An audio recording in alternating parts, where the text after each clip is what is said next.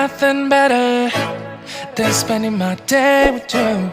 My life's sunny and better, girl, when I'm with you. She illuminates so bright like a star in the sky. Hello mga ka-jobs, welcome back to my channel. Ayan, at ngayon is gagawa tayo ng wooden bench para dito sa may nila pergola. Kasi tapos na yung yung tawag ito, yung pag-tatals natin doon sa flooring ng kanilang pergola. So ito ipapakita ko sa inyo. Bale, ayan po, natapos na po natin pag-tiles.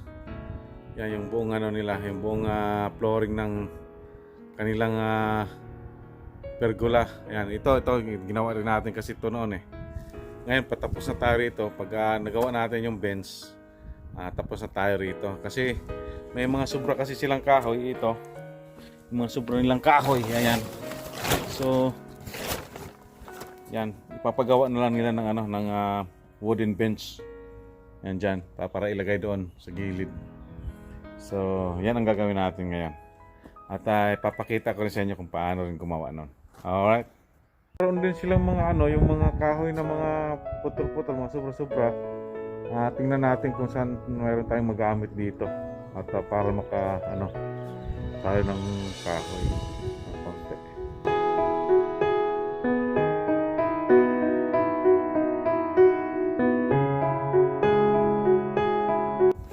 Ngayon, una natin gagawin is gagawa muna tayo ng paa.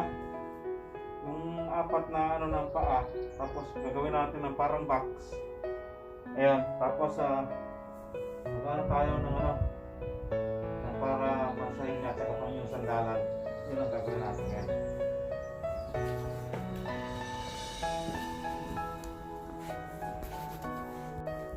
Bali po, yung unahin po muna natin is yung paa. Gagawa tayo ng paa para sa bench. Gagawa muna tayo ng paa. Itong tubay parang gagawa natin pang paa. Yan. Sa pag-gilid naman. Okay.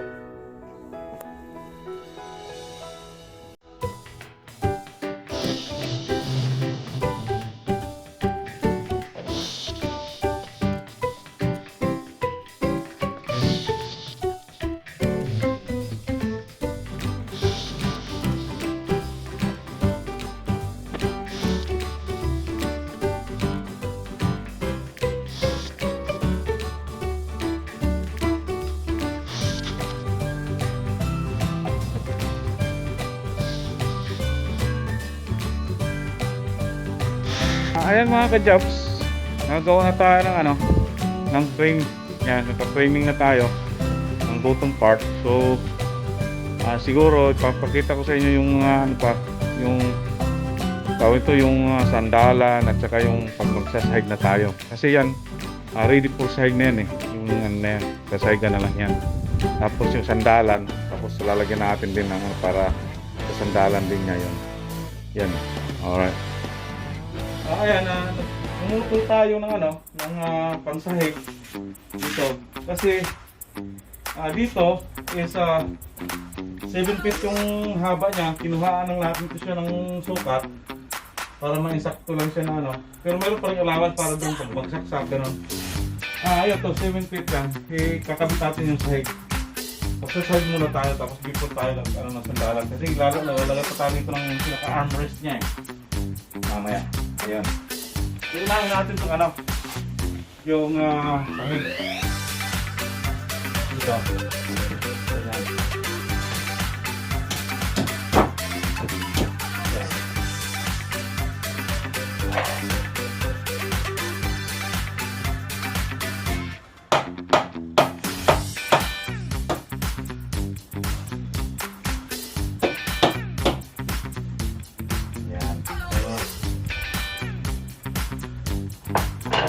I-straw natin siya.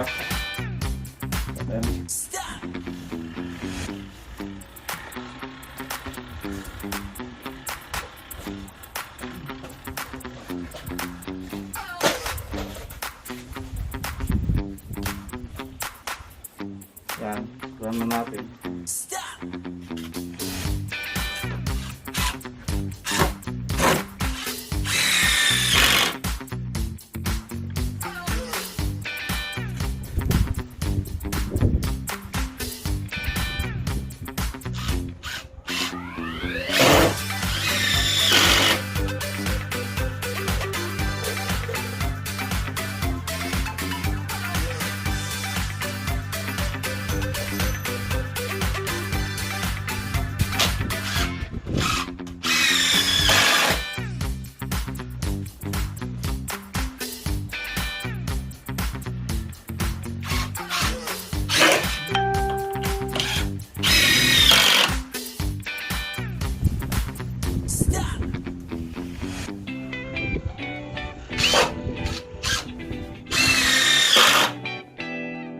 Tapos ganun lang ang process. Ano yung papunta doon sa loob.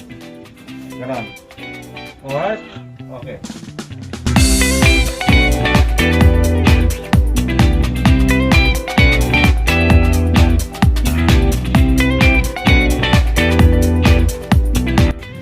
Ayan po mga ka-jobs, ayan po yung nagawa natin na bench.